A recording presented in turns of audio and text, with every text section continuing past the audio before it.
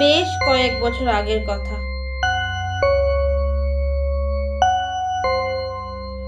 গ্রামের রাস্তা দিয়ে চলেছি,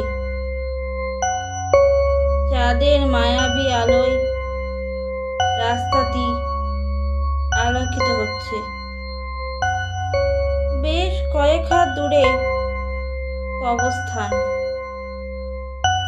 আমার গাটা ছমছম করছে। হঠাৎ সাদা পুটুলির মতো কি একটা আমার ওপর উঠে আকাশে ভাসতে শুরু করলো।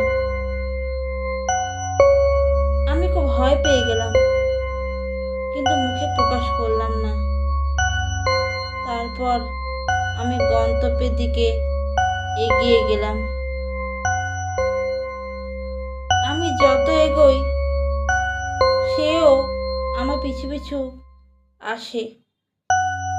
এইভাবে বেশ কিছুক্ষণ চলার পর তাকে আর দেখতে পেলাম না। সে কোথায় গেল তাও বুঝতে পারলাম না। কি অদ্ভুত না!